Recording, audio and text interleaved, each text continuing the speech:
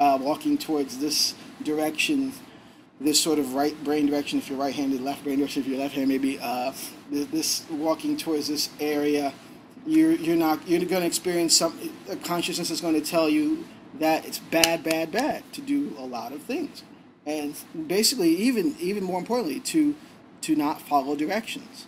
Now, to cut to the chase, for people who are dealing with pressures and fears, there are pretty much four things you need to know.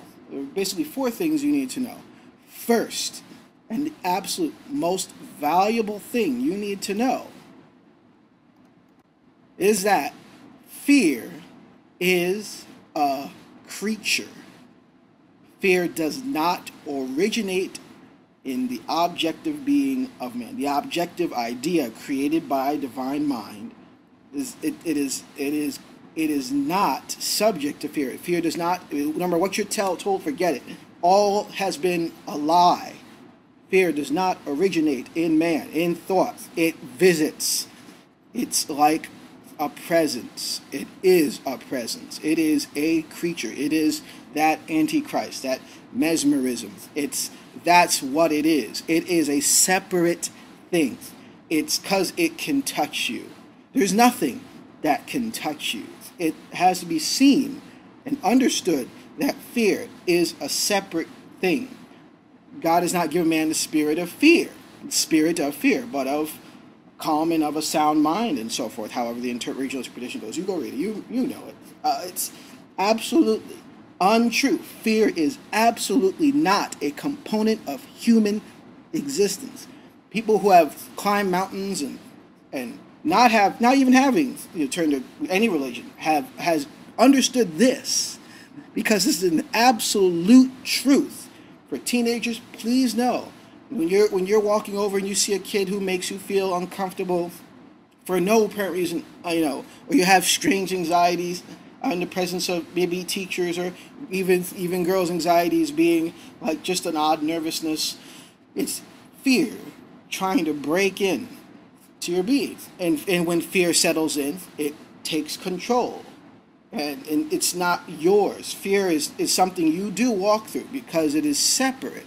You don't walk with fear. You don't fight it. When you work with divinity, you do not fight fear. You work with grace.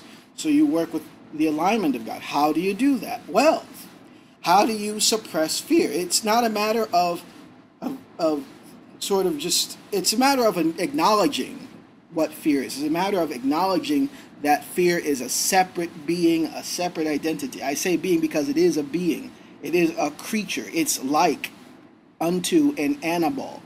It's a thing in this, maybe the cosmic, magnetic, radioactive, I don't know, devilish animal kingdom. It's what Christian Science, what Mary Baker and Christian Science calls animal magnetism.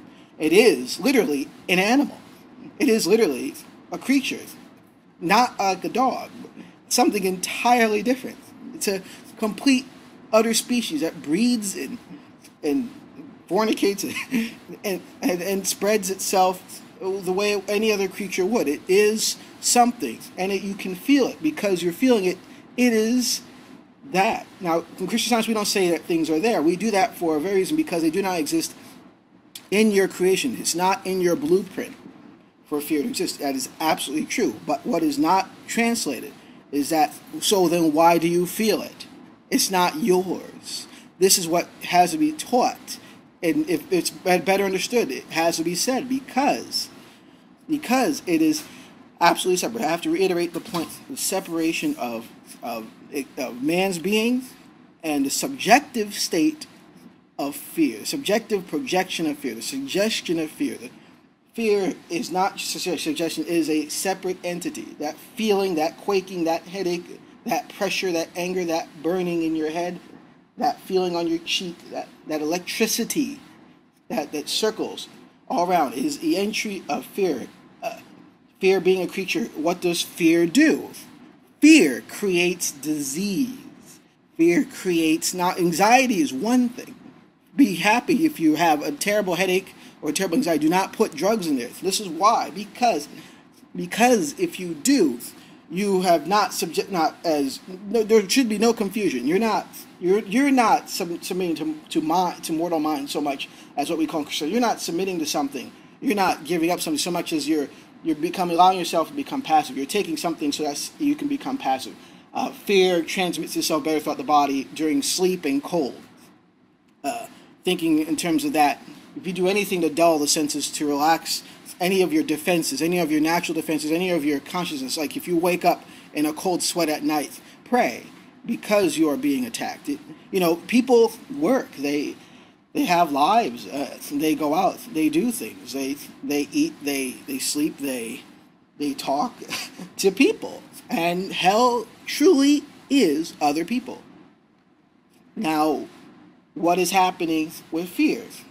Fear is transmitted by mortal mind, bad influences, people you may have met. I'm literally telling you that people are making you sick. People, and this is the truth, people are making you ill.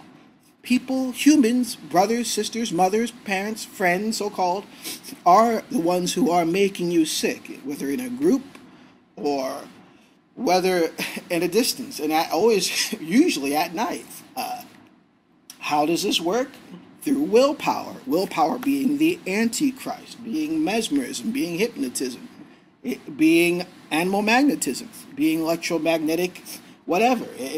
That radiation that's transmitted by their influence, by willful individuals, and their influence creates disease if fear is indulged upon. It will tell you that it's yours. Deny this. It is not easy. It is not easy because you are literally wrestling with another being, another creature altogether. And it's not your physical hands. You're not going to tear your hair out. Do not get frustrated. Do not complain. Do not get discouraged at the most important. And do not condemn. We do the opposite. You cannot flip over willpower by walking into Willpower's store, buying Willpower's equipment, and using it to fight itself. It's impossible. The masters of willpower, witchcraft, Wicca, other strange New Age thoughts, these things are adept, and they never rest. They absolutely never rest. They have never rested. They've been around for 100 years. They are fighting to stay for another 100 years. These individuals go out to subjugate your rights daily, and it is in that sense. It feels like a conspiracy. It feels like a conspiracy. It's terrible because money is to be made, sensuality is to be had, pleasure is to be had in matter, and willpower and mortal mind need to propagate itself, needs to fund itself. It makes money through. I've dealt with this before. I've dealt with different communities. I've worked for Haitian and Jamaican communities. I've worked at and for gay communities. I've been interviewed several times at Wall Street. I've worked in these areas. I know these mindsets. I know where they live. And I know these beacons and areas, these tribalist sort of situations you have on any kind. It could be anyone. European, African, Asian, Euro-Asian. It doesn't matter. The mysticism seems separate, but combines and communicates on its bandwidth of electricity. It's a completely other thing other than what we're taught. Now, all these strange things, these creatures, fear, lust, envy, hatred, anger, wrath, and so forth, are always suggestions. They're always creatures. They do not begin or originate in man. When fear is forgotten, you wonder where it went. You don't go looking. You absolutely do not go looking for fear. You let it go because it was never there. It was never part of you. That's what it means. It doesn't originate in you, so it's not part of you. Now, how do you get to that point? It's hard to fight off fear and disease if you don't gear up. Man is an independent individual being. The state of man is objective. He gets to choose. There's no mixture. It doesn't matter what like Star Wars and George Lucas says in his comics. There isn't a yin and yang that needs for balance. One must eat the other. That is the truth. One